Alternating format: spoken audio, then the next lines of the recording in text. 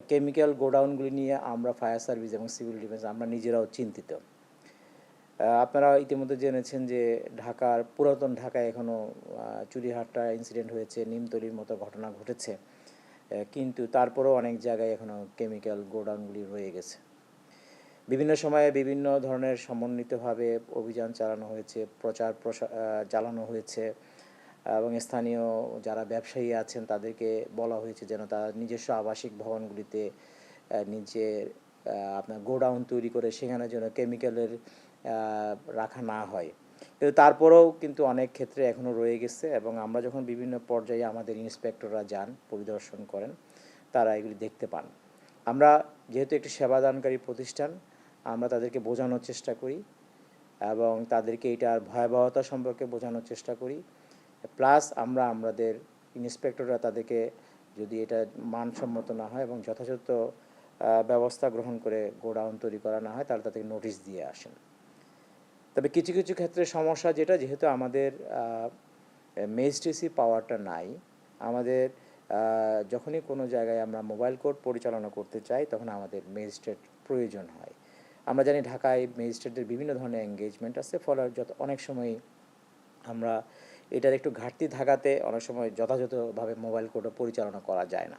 তবে আমরা সর্বদা এই ব্যাপারে সচেষ্ট আছি এবং বর্তমানে যে ঘটনাটা ঘটেছে এটার পরে আমাদেরকে আসলে আরও বেশি তৎপর হতে হবে এবং এই ব্যাপারে আমরা প্রয়োজনীয় ব্যবস্থা নিচ্ছি। এবার একটা প্রশ্ন আসতে পারে যে পুরাতন ঢাকায় এতবার ঘটনা ঘটার পরেও কেন গোডাউন থেকে যাচ্ছে বা যাচ্ছে না।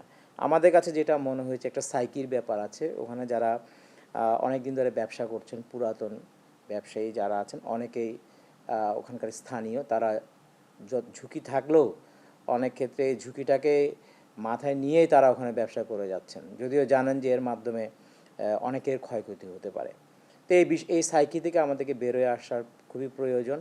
আমি মনে করি যে স্থানীয় জনসাধারণও যদি একটু সচেতন হয়, তাদের এই বিষয়গুলির ব্যাপারে যদি কোনো ধরনের প্রতিবন্ধকতা তৈরি করে আইনের মাধ্যমে হোক অন্য কোনো মাধ্যমে, তাহলে হয়তো তারা এই পথ থেকে সরে আসবে। তবে এটা দীর্ঘমেয়াদী কী ব্যবস্থা নেওয়া যেতে পারে সেটা নিয়ে আমি কিছু কথা একটু পরেই বলবো।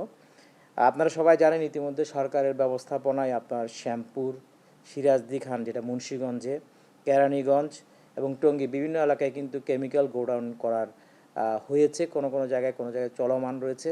যেমন আমি বলতে পারি মুন্সিগঞ্জ যেটা সিরাজদি খান, ওখানে কিন্তু আমাদের একটা ফায়ার স্টেশনও হবে। তো কাজগুলি চলমান আছে। আমরা যদি মনে করি সবাই সমন্বিতভাবে এই ব্যবসায়ীদেরকে বোঝাতে পারি এবং তাদেরকে যদি একটা সমন্বিত কর্মসূচির আওতায় বা কার্যক্রমের আওতায় আমরা শিফট করে ওই সমস্ত জায়গায় নিয়ে যেতে পারি, আমার মনে হয় পুরনো ঢাকার যে বিশেষ করে ঢাকা যে আপনি বলার চেষ্টা করলেন যে কেমিক্যালের কারণে এটা টাইম বোমের উপর দাঁড়িয়ে আছে, এটা আসলে মেইনলি বোঝা যাবে বিশেষ করে যদি কোনো কারণে আমাদের দেশে ভূমিকম্প সংঘটিত হয় বা আমরা চাই না। তবে ঢাকায় সেটা ক্ষেত্রে এই কেমিক্যাল গোডাউনগুলি কিন্তু একটা বড় ক্ষতির কারণ হয়ে দাঁড়াবে আমাদের জন্য। তো অতএব আমাদের এই ব্যাপারে আসলেই একটা সমন্বিত ব্যবস্থা গ্রহণ প্রয়োজন। তবে ফায়ার সার্ভিসের পক্ষ থেকে আমি যেটা বলতে চাই যে সর্বপ্রথমে যেটা প্রয়োজন যে আমরা যদি দীর্ঘমেয়াদে এই ধরনের দুর্ঘটনা এড়াতে চাই এবং গোডাউনগুলোকে সরাতে চাই, সবার আগে প্রয়োজন হচ্ছে আইনের প্রয়োগ। আইনের প্রয়োগটা যথাযথভাবে হতে হবে এবং সেটা শুধুমাত্র একটা বাহিনী বা ফায়ার সার্ভিসের মাধ্যমে না, সমন্বিতভাবে যে বাহিনী আছে, এখানে আপনার সিটি কর্পোরেশন আসবে, রাজুক আছে, পুলিশ, পরিবেশ অধিদপ্তর, বিস্ফোরক অধিদপ্তরের একটা গুরুত্বপূর্ণ ভূমিকা আছে। আপনারা সবাই জানেন একটা কমিটি আছে যেটার নাম হচ্ছে Bangladesh national authority for chemical weapon convention. তো এই কমিটিতে কিন্তু আপনার সিটি কর্পোরেশন, রাজুক, পুলিশ, পরিবেশ সবারই প্রতিনিধি আছে এবং ফায়ার সার্ভিসেরও আছে। এই কমিটিটা যদি সমন্বিতভাবে কাজ ইফেক্টিভলি করে বা করতে পারে, আমার মনে হয় এই কাজগুলি নিয়ে দীর্ঘমেয়াদী এই ধরনের দুর্ঘটনাগুলি এড়ানো সম্ভব। তবে ফায়ার সার্ভিসের পক্ষ থেকে আমরা একটা মতামত দিতে চাই যে আমরা জানি যে প্রত্যেক কমিউনিটিতে আমরা যদি কমিউনিটি সেফটি টিম করতে পারি, আমরা জানি সবারই জনবলের সংকট আছে। আমি ফায়ার সার্ভিসের যে জনবল, সেই জনবল দিয়ে সব জায়গায় সঠিকভাবে তদারকি করা আসলে আমাদের পক্ষে সম্ভব হয় না।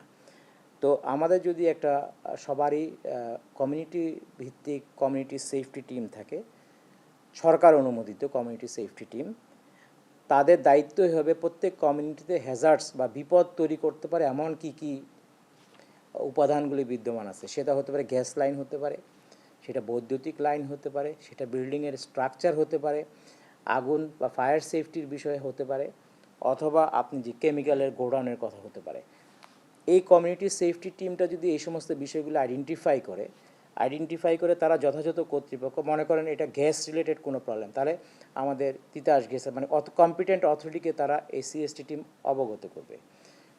কম্পিটেন্ট অথরিটি তখন যদি দেখে যে বিষয়টি সত্য, তাহলে তারা কি করবে, সমন্বিত যে মনিটরিং টিম আছে তাদের মাধ্যমে ওখানে অভিযান পরিচালনা করলো, এবং ফলে ওই জায়গায় একটা ফোর্সফুলি হোক, মানুষকে বোঝানোর মাধ্যমে হোক, প্রেষণার মাধ্যমে হোক, ওই জায়গাটার একটা ব্যবস্থা নেওয়া সম্ভব হবে। এতে যেটা হবে, যার যে জনবলেরই সংকট থাকুক না কেন, সেটা তিতাসের হোক, ফায়ার সার্ভিসের হোক, বা অন্য কোনো প্রতিষ্ঠানের হোক, রাজুকের হোক, কিন্তু কমিউনিটি সেফটি টিম থাকার কারণে তারা কিন্তু সবসময় এই তথ্যগুলি পাবে। তথ্যগুলি পেলে তারা ওই জায়গাগুলিতে ব্যবস্থা নিতে পারবে। ফলে আমরা যে এখন বলি যে আমাদের জনবলের সংকটের কারণে আমরা এই কাজটা করতে পারছি না বা আমরা জানতে পারছি না, সেই জায়গাটা গ্যাপটা পূরণ হয়ে যাবে।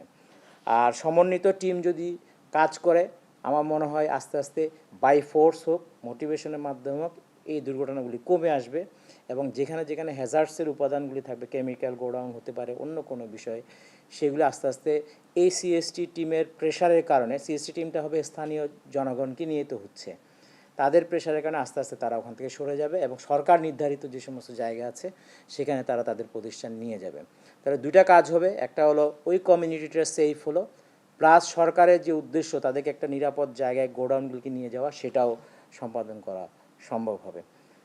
এর বাইরে আমি মনে করি যে ফায়ার সার্ভিস এবং সিভিল ডিফেন্স হিসেবে আমরা যেহেতু আগুন, কেমিক্যাল গোডাউন সব কিছু নিয়ে কাজ করি, আমাদের সাথে যদি আমরা সার্বক্ষণিক ম্যাজিস্ট্রেটের সাপোর্টটা পাই, আমি জানি এটা সীমাবদ্ধতা আছে, তবে আমার মনে হয় আমাদের কাজ করার ক্ষেত্রে আরও অনেক সহজ হবে, এবং এই দীর্ঘমেয়াদে যে দুর্ঘটনাগুলি ঘটছে বা কেমিক্যাল গোডাউনগুলি থেকে যাচ্ছে, সেটা মনে হয় কমে আসবে।